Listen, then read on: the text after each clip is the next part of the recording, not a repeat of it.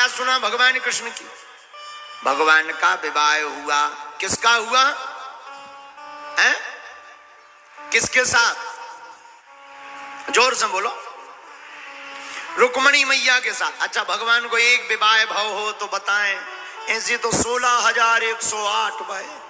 अगर पूरी कथा हम तुम्हें सुनाएंगे तो 4-5 साल तो लग ही जाएगा, तब भी पूरी नहीं होगी। विवाह ही विवाह में चलती रहेगी। बोलो सीताराम।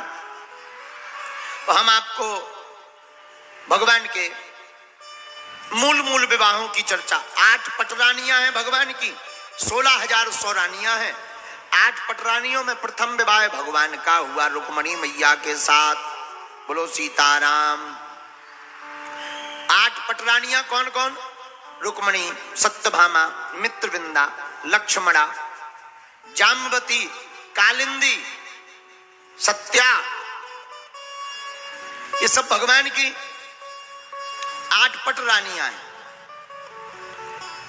रुक्मणी जी का विवाह हुआ, भगवान हरण करके लाए, पानी ग्रहण संस्कार हुआ।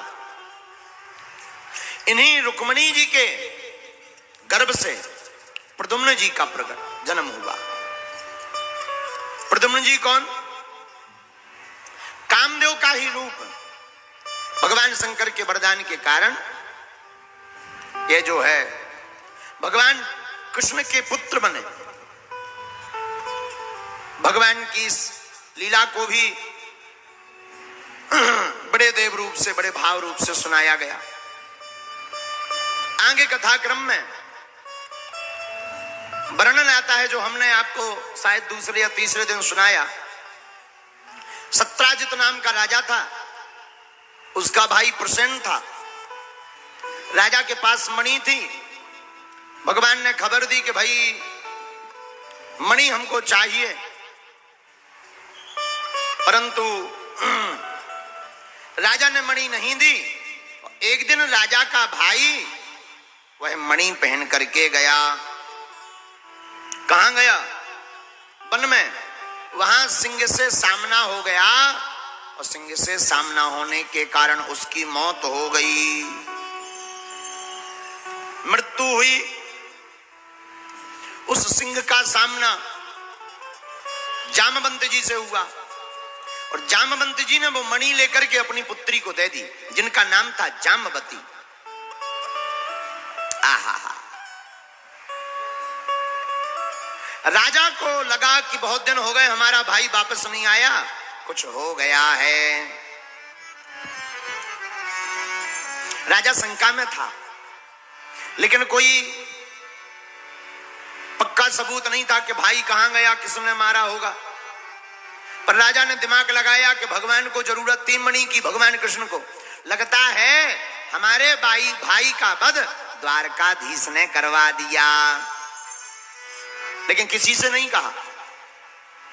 लेकिन एक दिन चिंता में बैठे थे तो पत्नी ने कहा, रानी ने, महाराज बड़ी चिंता में दिखाई पड़ रहे, क्या बात है? राजा बोला, देवी जी आप ये बात किसी को मत बताना। क्या बात? पहले वचन दो, किसी को नहीं बताओगे। नहीं बताएंगे महाराज। देखो देवी, प्रमाण तो नहीं है, पर लगता है हमारे भाई का वध भगवान कृष्ण ने करवा दिया। महाराज एक बात बताएं, माताओं को कोई भी बात पचती नहीं है। बता दो तो माताजी है, जब तक अपनी सहेली को नहीं बताएंगी तब तक उनके पेट का भोजन पचता ही नहीं। बोलो सीताराम। इसलिए तो कहते हैं कि ज्यादा माताजी हमको असली बात नहीं बतानी चाहिए।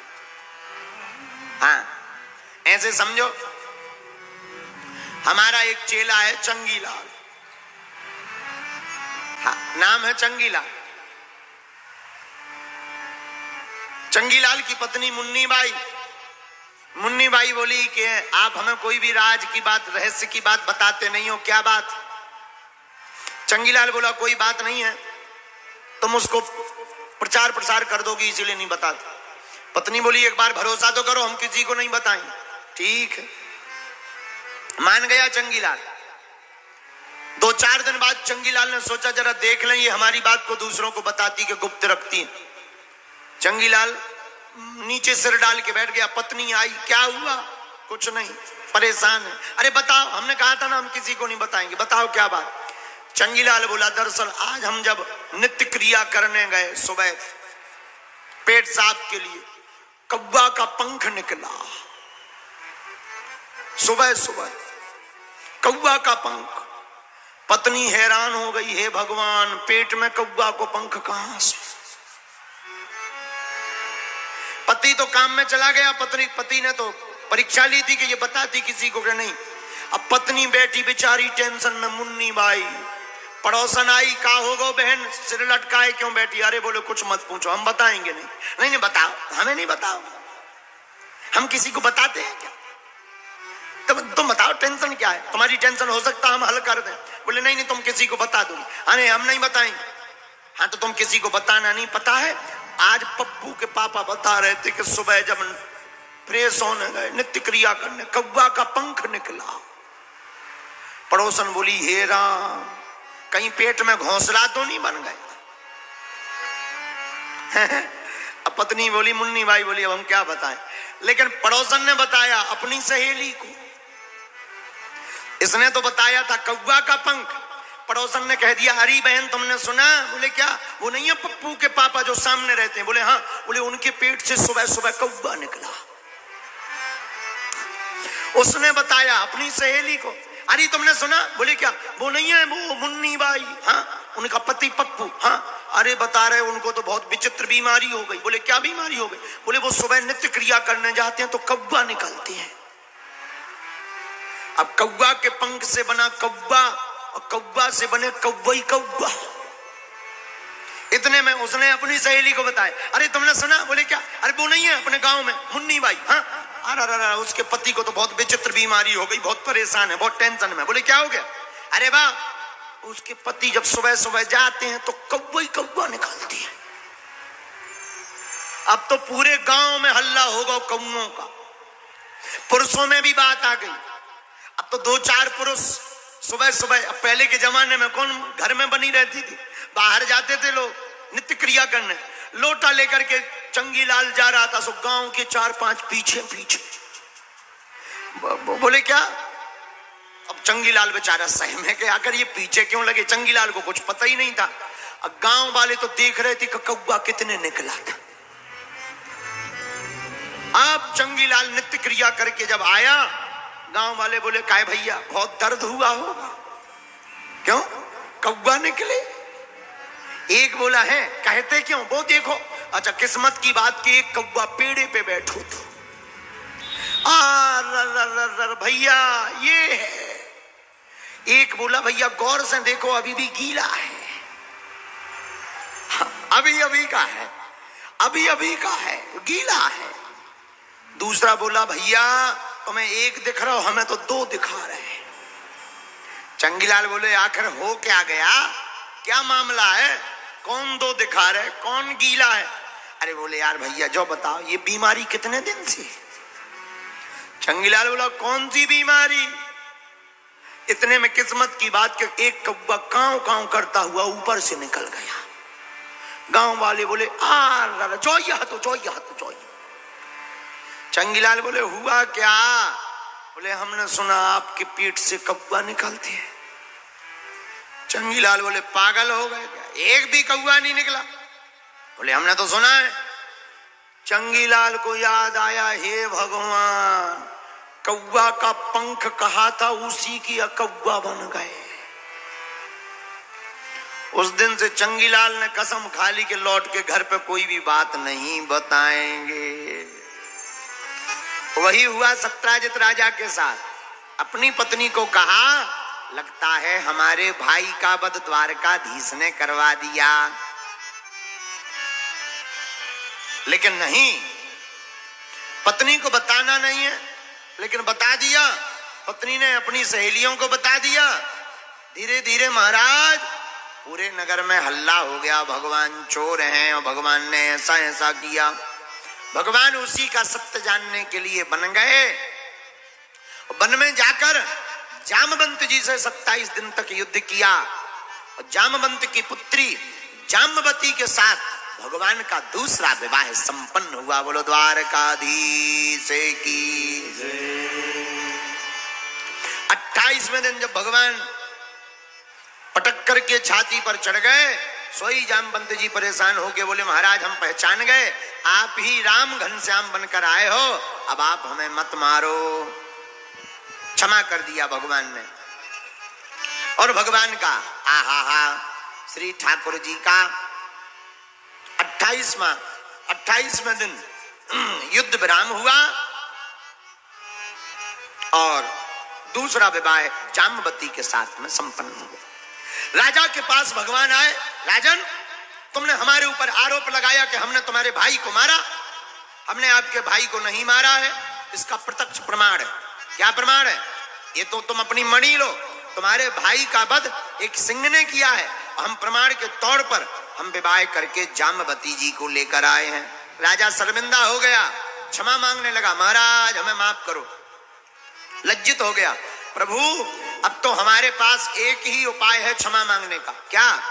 महाराज हमारी भी एक बेटी है। अच्छा क्या नाम है? महाराज हमारी बेटी का नाम है सत्यभामा। अब कृपा करके एक काम करो, हमारी बेटी के साथ विवाह करो, ये मणि दहेज में लो। भगवान बोले दो पहले ही हो चुके। राजा बोले महाराज कोई दिक्कत नहीं, एक और चले। फिर क्या? 1 2 3 4 5 6 7 भावरें पड़ी, भगवान का तीसरा विवाह सत्यभामा जी के साथ संपन्न हो गया। बोलो द्वारकाधीश भगवान की। अब चौथा विवाह सुनो। एक दिन भगवान अर्जुन के साथ रथ पर बैठकर घूम रहे थे यमुना जी के किनारे।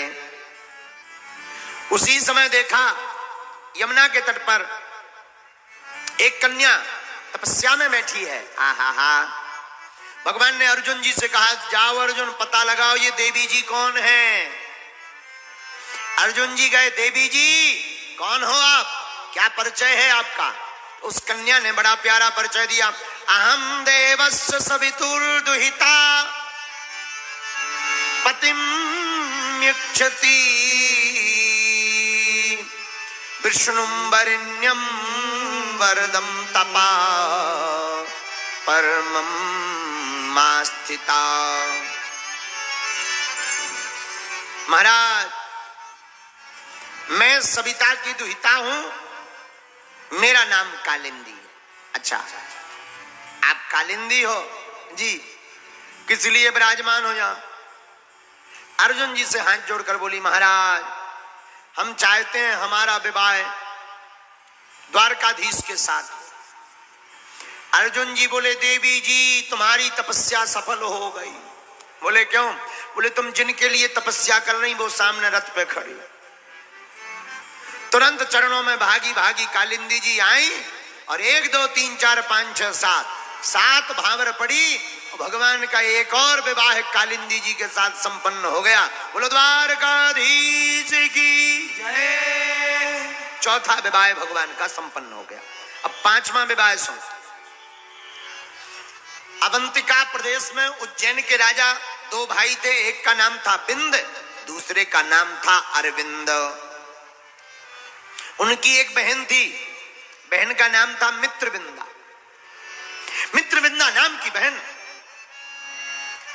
भगवान द्वारकाधीश से बड़ा प्रेम करती थी, लेकिन दोनों भाई राजनीतिक लाभ लेने के लिए अपनी बहन का विवाह दुर्योधन के साथ करना चाह रहे थे। लेकिन मित्रविंदा जी तो भगवान द्वारकाधीश के नाम की माला जप रही थी। स्वयंवर हुआ, भाइयों ने कहा सुनो बहन ये माला तुम दुर्योधन के गले में डाल देना।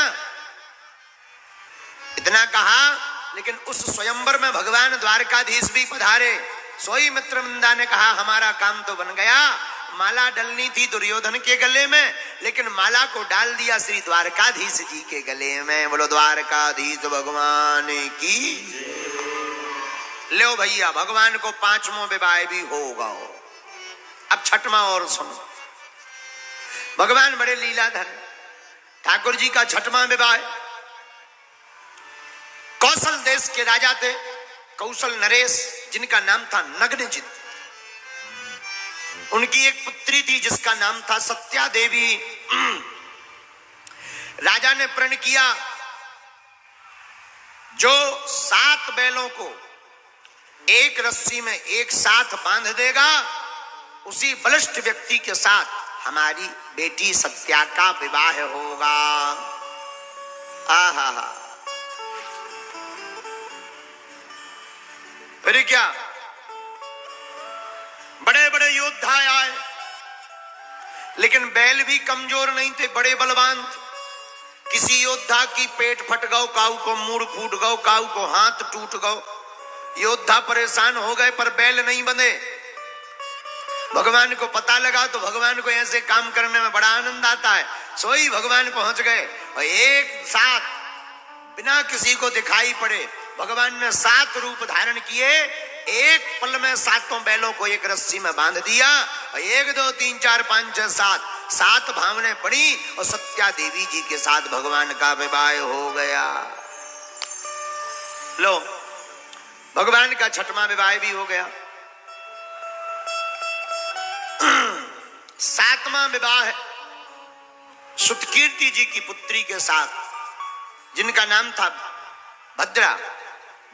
सुतकीर्ति जी चाहती थी कि हमारा भगवान से कोई नाता हो जाए, ऐसा नाता जुड़ जाए जिससे भगवान के घर पर आना जाना लगा रहे, और तो कोई उपाय दिखाई नहीं पड़ा। सोई अपनी बेटी भद्रा का विवाह ठाकुर जी के साथ करवा दिया और 1 2 3 4 5 6 7 भावनें पड़ी और जय जयकार हो गया। बोलो वृंदावन बिहारी। 8वां और सुन लो। एक बार भगवान ने चक्र में घूमती हुई मछली को देखा, नीचे प्रतिबिंब देख करके मछली की आंख में लक्ष्य का भेदन कर दिया। मध्य देश के राजा की कन्या का नाम था लक्ष्मणा। जहां लक्ष्य उस मछली की आंख में लक्ष्य का भेदन किया, सोई भगवान का 8वां विवाह 1 2 3 4 5 6 7 भावर पड़ी, भगवान का 8वां विवाह भी संपन्न हो गया। बोलो द्वारकाधीश की। तो 8 विवाह तो हो गए, अब बचे 16,100। अब आप लोग कहो तो करिए।